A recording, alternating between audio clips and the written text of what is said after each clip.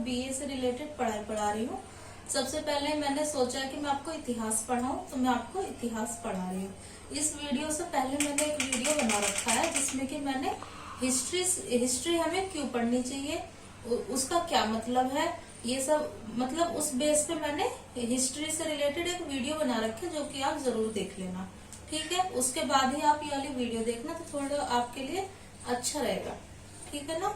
तो आज हम क्या पढ़ेंगे, आज हम इतिहास पढ़ेंगे, जिसको कि इंग्लिश में क्या कहा जाता है, हिस्ट्री कहा जाता है। ठीक है, आज का टॉपिक हमारा ये है कि पुरातात्विक स्रोत। आज हम क्या पढ़ेंगे, पुरातात्विक स्रोत। अब मैंने यहाँ पे क्या लिखा है, पुरातात्विक स्रोत / पुरातात्विक सामग्री। इससे आप क्या समझेंगे कि भाई पुरातात्विक स्रोत और पुरातात्विक सामग्री दोनों एक ही चीज है। ठीक है ना। तो आपको कंफ्यूज नहीं होना है, आप पुरातात्विक स्रोत भी बोल सकते हो, आप पुरातात्विक सामग्री भी बोल सकते हो। ठीक है ना। तो हम आज क्या पढ़ रहे हैं, पुरातात्विक स्रोत पढ़ रहे हैं। तो चलिए हम स्टार्ट करते हैं। तो पुरातात्विक एक अध्ययन की शाखा है। फर्स्ट पॉइंट देखिए आप, पुरातात्विक एक अध्ययन की शाखा है। ठीक है ना। इससे आप क्या समझ रहे हैं कि पुरातत्व जो है वो एक अध्ययन की शाखा है, मतलब जो आप पुरातत्व को एक अध्ययन की शाखा समझ सकते हैं। ठीक है ना, जिसमें हम पुरातात्विक अवशेष, मंदिर, मृदभांड, मुद्राएं, स्तंभ आदि का अध्ययन करते हैं। आया कुछ समझ में? एक बार फिर से आप समझिए, जिसमें हम पुरातात्विक अवशेष का मतलब पुराने समय में जो भी अवशेष हैं, मंदिर आप जानते ही हैं, मृदभांड, अब मृदभांड से क्या समझते हैं भाई, तो मिट्टी के बर्तन को मृदभांड बोलते हैं। ठीक है, मिट्टी से बने हुए बर्तनों को क्या बोलते हैं, मृदभांड। और मुद्राओं से आप क्या समझते हैं, सिक्के, मोहर। ठीक है ना। और स्तंभ क्या है भाई, स्तंभ क्या है, स्तंभ का मतलब होता है पिलर। ठीक है ना। तो जिसमें हम इन सब चीजों के बारे में पढ़ेंगे और भी कई चीजों का अध्ययन करेंगे, तो उसी को पुरातात्विक स्रोत कहा जाता है। मतलब मैं आपको अभी ये समझा रही हूँ कि भाई पुरातात्विक स्रोत क्या होता है। ठीक है ना। क्योंकि कई बार क्या होता है कि टीचर्स पढ़ा तो देते हैं कि भाई पुरातात्विक स्रोत है, सारा मतलब जो भी उससे रिलेटेड जानकारी है सारा कुछ दे देते हैं, लेकिन बच्चे है ना इसमें कंफ्यूज रह जाते हैं बहुत ज्यादा कि पुरातात्विक स्रोत है क्या, आखिर क्या होता है पुरातत्व का मतलब। तो मैं आपको इसीलिए ये सब समझा रही हूँ। ठीक है ना। तो मैंने आपको क्या समझाया कि पुरातत्व एक अध्ययन की शाखा है। ठीक है ना। दूसरा पॉइंट क्या है, ये इम्पोर्टेंट पॉइंट है, इसमें हम क्या पढ़ेंगे, पुरातात्विक अवशेष, मंदिर, मृदभांड, मुद्राएं, स्तंभ आदि का अध्ययन करेंगे। ठीक है ना। अब थर्ड पॉइंट हम देखते हैं, ये हमारे इतिहास के निर्माण में अत्यधिक सहायक सिद्ध हुई है। ठीक है। तो आप क्या समझे भाई कि यह जो है इतिहास के निर्माण में, मतलब इतिहास के बनने में अत्यधिक सहायक सिद्ध हुई है। आया आपको समझ में? पुरातात्विक स्रोत को हम 3 भागों में विभाजित कर सकते हैं। अब बात ये आती है कि पुरातात्विक स्रोत, तो इसको समझने के लिए हमने इसे 3 भागों में बांट दिया है। तो आप देखिए 3 भाग किस तरीके से है। पहला है अभिलेख, दूसरा है आपका मुद्राएं, तीसरा है आपका स्मारक। ठीक है ना। तो हम सबसे पहले अभिलेख के बारे में पढ़ेंगे कि अभिलेख क्या होता है। ठीक है। अभिलेख पत्थर अथवा धातु पर उत्कीर्ण किए गए पाठन सामग्री को कहते हैं। कुछ समझ में आया आपको? आई थिंक नहीं आया होगा। ठीक है ना। तो अभिलेख क्या होता है, हम ये समझ रहे हैं कि अभिलेख क्या होता है। ठीक है ना। तो अभिलेख क्या है, अभिलेख से आप सिंपली समझ सकते हो कि कोई पत्थर हो या कोई धातु हो, उस पर क्या होता है, छेनी हथौड़े की हेल्प से जो है पुराने जमाने के लोग क्या करते थे, उस पे कोई भी किसी भी तरीके की इंफॉर्मेशन लिख दिया करते थे। ठीक है ना। तो उसी को अभिलेख बोलते हैं। अब आप एक बार इस लाइन को समझ लीजिए, अभिलेख पत्थर अथवा धातु पर उत्कीर्ण किए गए पाठन सामग्री को कहते हैं। पाठन सामग्री क्या होता है, जो पढ़ा जा सके। ठीक है ना। जैसे कि मान लो कि ये एक बहुत बड़ा मंदिर है। ठीक है ना। इस पर एक अभिलेख है। अभिलेख मतलब मंदिर है, मंदिर के ऊपर यहाँ पर इतना बड़ा सा कोई पत्थर सा है और इस पे लिखवा दिया है कि ये मंदिर इस साल में बना है, इसने बनवाया है, और उससे रिलेटेड और भी कई इंफॉर्मेशन आपको दी गई है इस अभिलेख में। तो अभिलेख ये होता है, ठीक है ना। आई थिंक आप सभी को क्लियर हो गया होगा कि अभिलेख क्या होता है। ठीक है, अब हम दूसरे पॉइंट पर पहुंचते हैं। प्राचीन काल से इसका उपयोग हो रहा है, ठीक है ना। तो अभिलेख का उपयोग जो है प्राचीन काल मतलब पुराने समय से हो रहा है। इसका उपयोग राजा महाराजा विशेष रूप से करते थे, ठीक है ना। हिंदू मुस्लिम सभी प्रकार के राजा महाराजा अभिलेख का प्रयोग करते थे, ठीक है ना। आगे देखते हैं। शासक इस पर अपने आदेशों को उत्कीर्ण करवाते थे। मतलब शासक से क्या समझोगे, जो उस समय के राजा महाराजा होते थे वो एक अभिलेख बनवाया जैसे कि उन्होंने, और उस पर जो है अपने आदेश मतलब जो वो चाहते हैं अपनी प्रजा से, कि जैसे कि वो अपने प्रजा से चाहते हैं कि सभी लोग इन नियमों का पालन करें, तो एक अभिलेख बना देंगे, उस पे जो है अपने आदेश लिख देंगे कि आपको ये करना है, आपको ये करना है, आपको ये करना है। तो वो अभिलेख बना के रख देंगे, ठीक है ना। कहीं पर मतलब कि अभिलेख वो लगा देंगे, तो उसे क्या है कि लोग देखेंगे, पढ़ेंगे और समझ जाएंगे कि भाई हमारे जो शासक हैं वो हमें ये आदेश दे रहे हैं, तो अब हमें उनके आदेश को फॉलो करना है, ठीक है ना।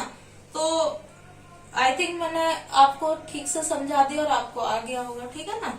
तो प्राचीन काल से इसका उपयोग हो रहा है, मतलब पुराने समय से ही अभिलेख का उपयोग हो रहा है, ठीक है ना। अब ये मोस्ट इम्पोर्टेंट पॉइंट है। शासक इस पर अपने आदेशों को उत्कीर्ण करवाते थे ताकि लोग उन्हें देख सके, पढ़ सके और पालन कर सके। क्लियर।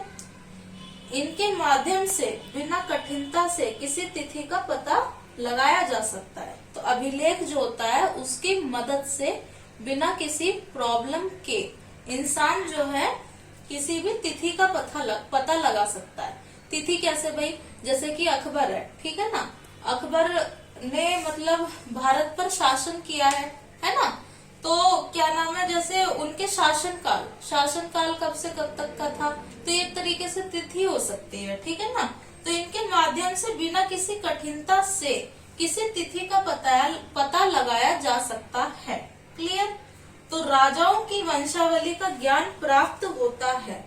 अब फिफ्थ पॉइंट आपका क्या है, ये भी मोस्ट इम्पोर्टेंट पॉइंट है कि अभिलेख की हेल्प से राजाओं की वंशावली का ज्ञान प्राप्त होता है। वंशावली का मतलब क्या है, वंशावली का मतलब ये है कि पहले ये राजा था, इसने अपना राज्य इस्टेब्लिश किया, ठीक है ना।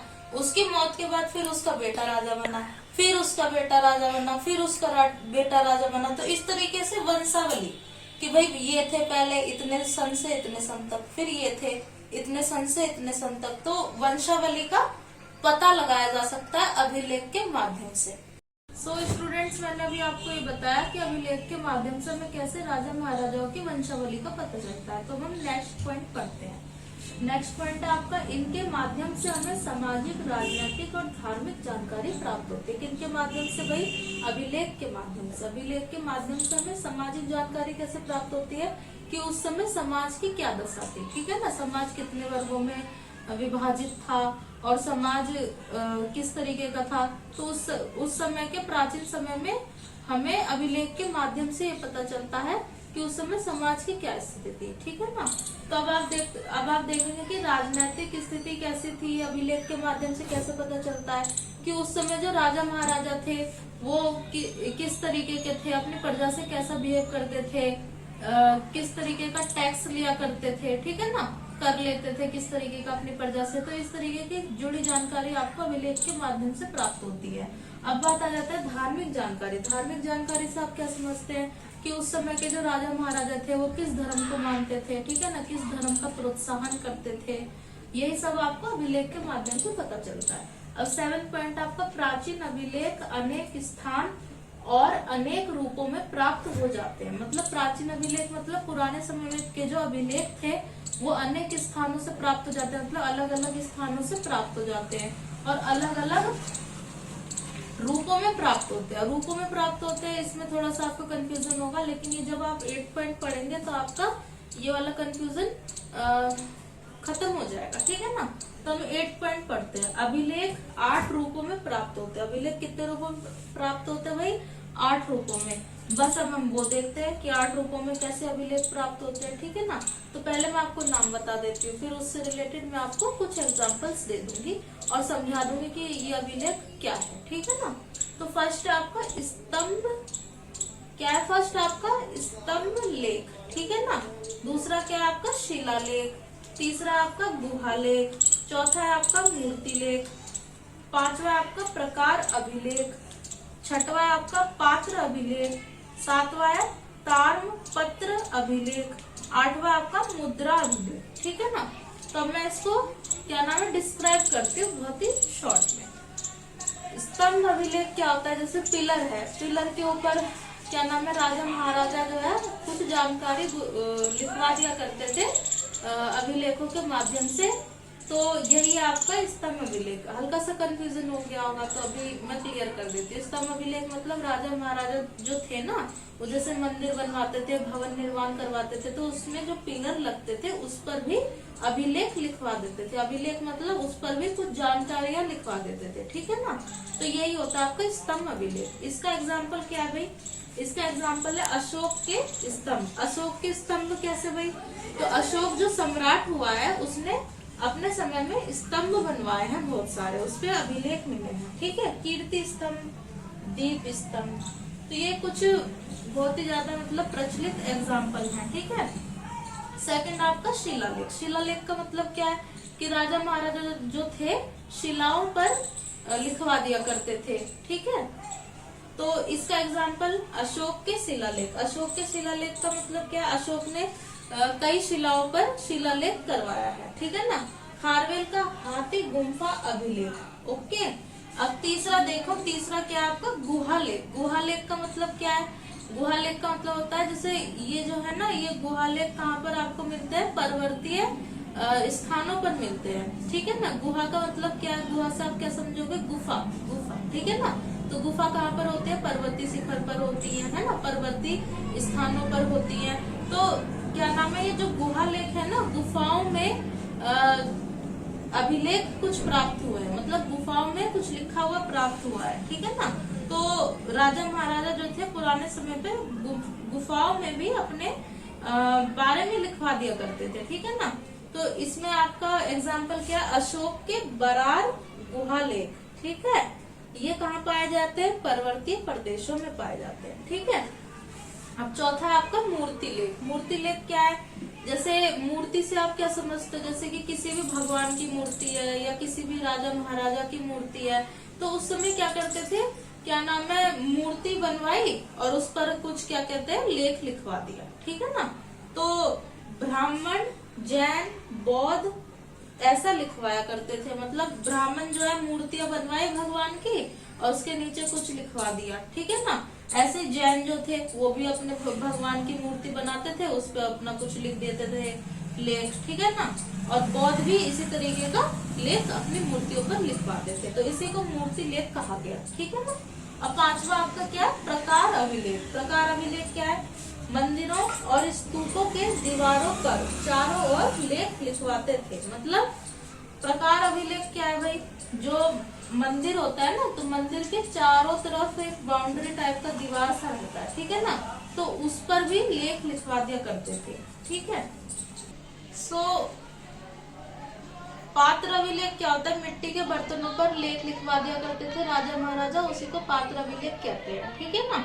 अब ताम्र पत्र अभिलेख। ताम्र पत्र मतलब ताड़ के पत्तों पर, ताड़ क्या होता है? एक वृक्ष होता है, उसके पत्तों पर लेख लिखवा के उसे सुरक्षित कहीं रख दिया जाता था, उसी को ताम्र पत्र अभिलेख कहा जाता है। आठवां क्या आपका? मुद्रा अभिलेख। मुद्रा अभिलेख क्या होता है? सिक्कों और मोहरों पर पुराने समय में राजा महाराजा जो थे लेख लिखवा दिया करते थे, उसी को मुद्रा अभिलेख कहते हैं, ठीक है ना।